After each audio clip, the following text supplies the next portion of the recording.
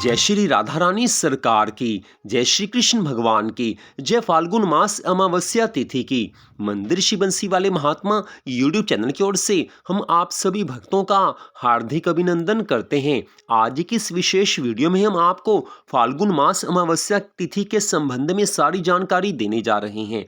इस वर्ष 2024 में फाल्गुन मास की अमावस्या तिथि किस दिन को पड़ रही है, फाल्गुन मास की अमावस्या तिथि का हमारे हिंदू धर्म में क्या विशेष महत्व बताया गया है और फाल्गुन मास की अमावस्या तिथि के दिन कौन कौन से विशेष शुभ कर्म करने चाहिए तथा फाल्गुन मास की अमावस्या तिथि के दिन पितरों के निमित्त कौन कौन से विशेष शुभ कर्म किए जाते हैं कि जिससे उनको भगवान की कृपा की प्राप्ति हो सके, तो संपूर्ण जानकारी यहाँ पर आपको दी जा रही है। तो जैसा कि आप सभी जानते हैं कि हमारे हिंदू धर्म में अमावस्या तिथि का महत्व बहुत अधिक बताया गया है। पितरों के निमित्त अमावस्या तिथि के दिन जो कुछ भी शुभ कर्म किए जाते हैं उसका फल तो पितरों को मिलता ही है, और जो लोग अपने पितरों के निमित्त शुभ कर्म करते हैं उनको भी भगवान की बहुत ज्यादा कृपा की प्राप्ति होती है।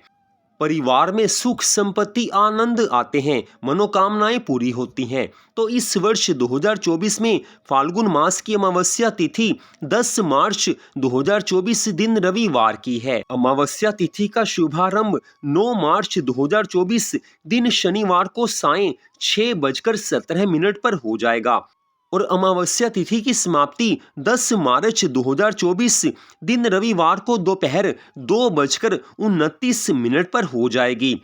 तो हमारे हिंदू धर्म ग्रंथों में यह स्पष्ट बताया गया है कि अमावस्या तिथि उसी दिन मनाई जाती है जिस दिन सूर्य उदय होने के समय अमावस्या तिथि हो।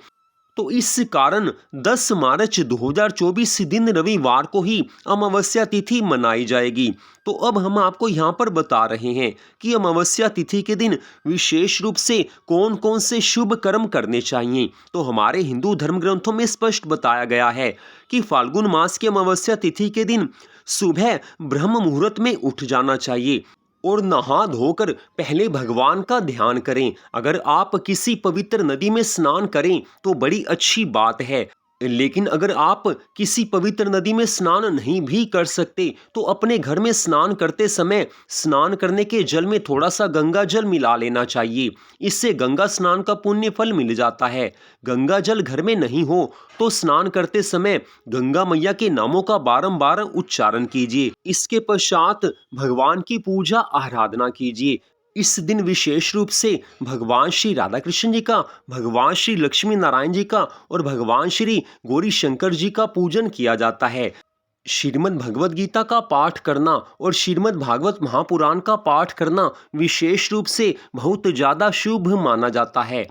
सूर्यदेव भगवान को जल अवश्य अर्पित करना चाहिए। इससे मनुष्य को सूर्यदेव भगवान की कृपा मिलती है। इसके साथ ही अपने पितरों के निमित्त निर्धन व्यक्तियों को, जरूरतमंद व्यक्तियों को वस्त्र, भोजन और धन आदि का दान करना चाहिए।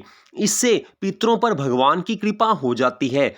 किसी के पितर अगर किसी कारणवश किसी अपवित्र योनि में पड़े हों तो फाल्गुन मास की अमावस्या तिथि के दिन उनके निमित्त शुभ कर्म करने से उनकी सद्गति हो जाती है। पितरों के निमित्त पिंड दान और तर्पण भी अवश्य करना चाहिए। हमारे हिंदू धर्म ग्रंथों में स्पष्ट बताया गया है कि यदि हर अमावस्या पर पितरों का श्राद्ध नहीं किया जा सकता तो फाल्गुन मास की अमावस्या जैसी कुछ विशेष अमावस्याएं होती हैं, इन तिथियों पर श्राद्ध कर्म अवश्य करना चाहिए। इनसे पितरों की सद्गति तो हो ही जाती है और मनुष्य को भगवान की बड़ी ज्यादा कृपा मिलती है, पितरों का आशीर्वाद मिलता है, जिससे घर में सुख संपत्ति आनंद आ जाते हैं।